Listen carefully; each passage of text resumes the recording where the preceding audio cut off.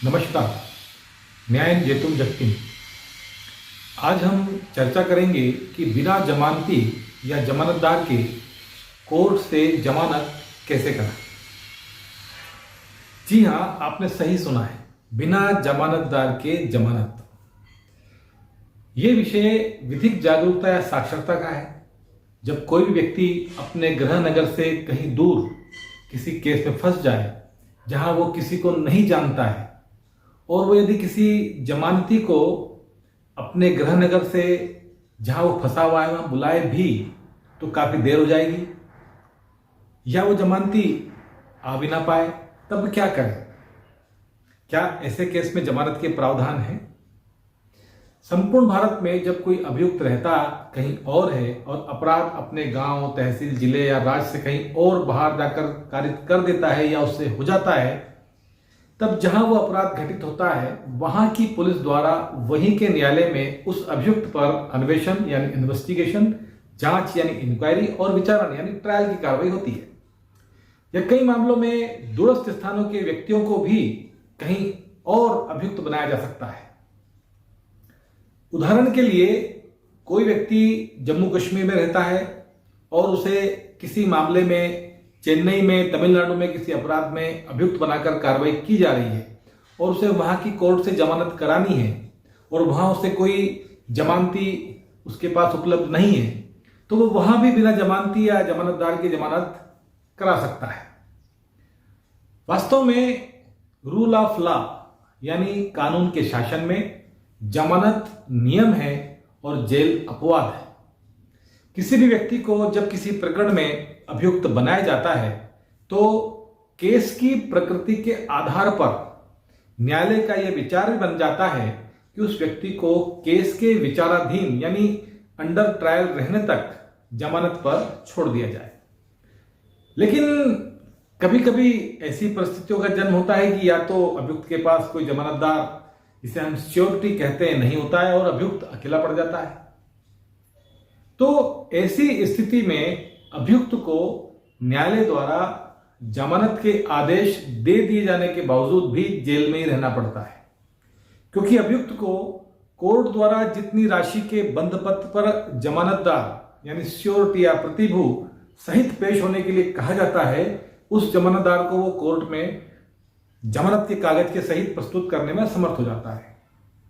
दूर के स्थानों के रहने वाले या फिर अपने ही गृह नगर में रहने वाले ऐसे व्यक्ति जिनके अपने कोई मित्र और संबंधी जमानत नहीं लेते हैं तथा प्रकरण में जमानती बनने के इच्छुक नहीं होते हैं, उनके लिए जमानतदार प्रस्तुत करना अत्यंत कठिन होता है। लेकिन एक कल्याणकारी लोकतंत्रात्मक देश होने से भारतीय न्याय व्यवस्था अत्यंत समृद्ध और उदार है। इस विकट परिस्थिति से निपटने के लिए दंड प्रक्रिया संहिता यानी क्रिमिनल लॉ प्रोसीजर या सीआरपीसी की सेक्शन या धारा 445 में कुछ स्पष्ट प्रावधान दिए गए।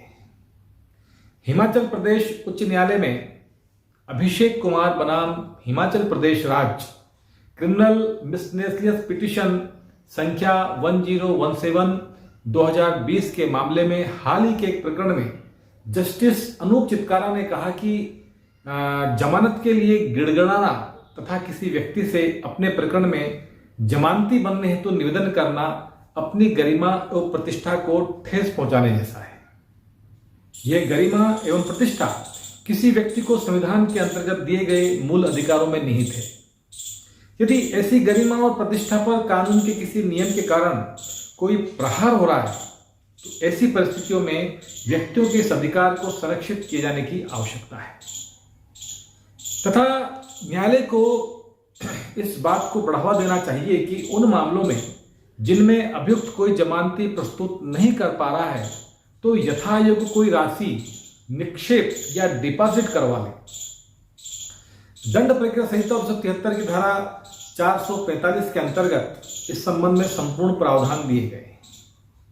दंड प्रक्रिया संहिता की धारा 445 के शब्दों के अनुसार जब किसी व्यक्ति से किसी न्यायालय या अधिकारी द्वारा जमानती या प्रतिभू सहित या रहित बंधपत्र निष्पादित करने की अपेक्षा की जाती है तब वह न्यायालय या अधिकारी उस दशा में जबकि वह बंधपत्र सदाचार के लिए नहीं है, अर्थात 107 या 116 के अंतर्गत जो प्रशांति कायम रखने इत्यादि की कार्रवाई होती है, ऐसे मामले के नहीं है, तो उसे ऐसे बंधपत्र या जमानत के निष्पादन के बदले में जितनी धनराशि के सरकारी वचन पत्र वो न्यायालय या अधिकारी निश्चित करें, उसे डिपॉजिट करने की आज्ञा दे सकता है। अर्थात in return for the execution of such bond, he may be ordered to deposit such amount of government promissory note as the court or officer may determine.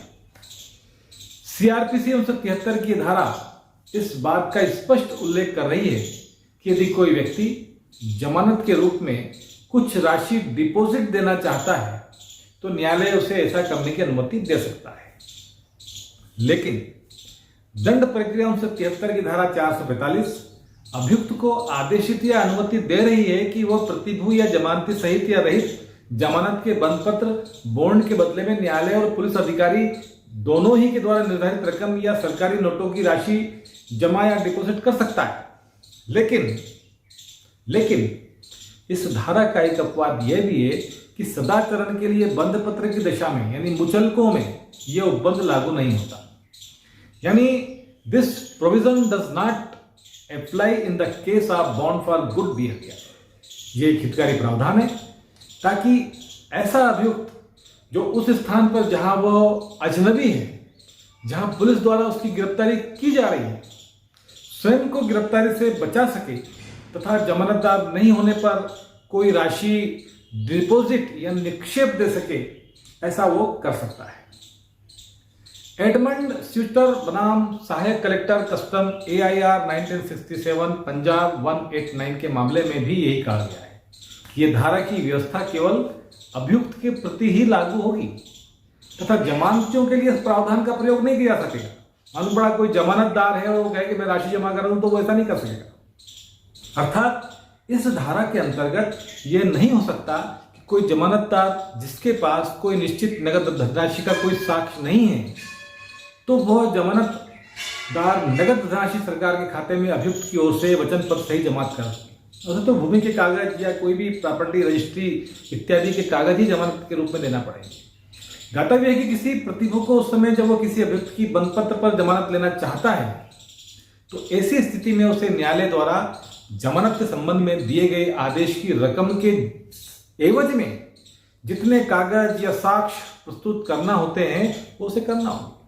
जैसे यदि किसी अभियुक्त को 1 लाख रुपए के बंधपत्र पर जमानत दी जा रही है तो ऐसे अभियुक्त के जमानती को कम से कम 1 लाख रुपए कीमत की धनराशि का कोई साक्ष्य या कोई कागज न्यायालय के समक्ष प्रस्तुत करना होता है। यह साक्ष्य तात्पर्य अपने स्वामित्व की किसी भूमि की खसरा खतौनी या मकान की रजिस्ट्री वगैरह वगैरह। ऐसे एक मामला है लक्ष्मण लाल बनाम मूलशंकर 1908 मुंबई के पुराने मामले में यह कहा गया है कि इस धारा में प्रयुक्त शब्द बदले में से पर्याय के निक्षेप की जाने वाली नगद रकम बंध पत्र के बदले में होगी, न कि बंध पत्र में उल्लेखित राशि के अतिरिक्त होगी। इस धारा का मुख्य उद्देश्य ऐसे अभियुक्त को रियायत प्रदान करना है जो जमानतदार या जमानती को प्रस्तुत करने में असमर्थ है। इस धारा के अंतर्गत न्यायालय कोई भी ऐसी अयुक्तियुक्त राशि नहीं मानता जिस राशि को अभियुक्त सरकारी वचन पत्र में जमा नहीं कर सकता, क्योंकि यह हम सब जानते हैं कि किसी भी अभियुक्त की आर्थिक स्थिति को देखते हुए ही, उसकी हैसियत को देखते हुए ही उससे सरकारी वचन पत्र में किसी राशि को जमानत के रूप में जमा करने हेतु कहा जा सकता है। दंड प्रक्रिया संहिता 1973 की धारा 445 के अंतर्गत न्यायालय को यह शक्ति अपने विवेकाधिकार के अधीन प्राप्त है। यदि न्यायालय चाहे तो इस शक्ति का प्रयोग करेगा और यदि न्यायालय की दृष्टि में किसी अभियुक्त से बंध पत्र लिया जाना आवश्यक है तथा किसी अभियुक्त को बगैर प्रतिभू के नहीं छोड़ा जा सकता है तो न्यायालय इस धारा के अंतर्गत अभियुक्त को राहत प्रदान नहीं करता है। एक मामला है अभिषेक कुमार का जो मैंने आपको बताया था। उस मुकदमे में हिमाचल प्रदेश उच्च न्यायालय ने न्यायाधीशों को इस प्रकार की डिपॉजिट करने पर अभियुक्त को छोड़े जाने हेतु बल देते हुए भी हाल ही में निर्देशित किया है। लेकिन जमानत के संबंध में पूरी कार्रवाई के लिए आपको एक वकील की सेवाएं अवश्य रूप से लेना चाहिए, क्योंकि मैं नहीं चाहता हूं कि मेरे विद्यार्थियों का कोई नुकसान हो। आशा है आपको यह जानकारी अच्छी लगी होगी। कृपया इस जानकारी को विधिक जागरूकता और साक्षरता के लिए लाइक और शेयर करें। हमारी अगली जानकारी के लिए मेरे इस चैनल कोर्टनामा को सब्सक्राइब अवश्य कर लें। यह वीडियो आपको कैसा लगा अपने कमेंट्स में अवश्य लिखें। धन्यवाद। वंदे मातरम। जय हिंद।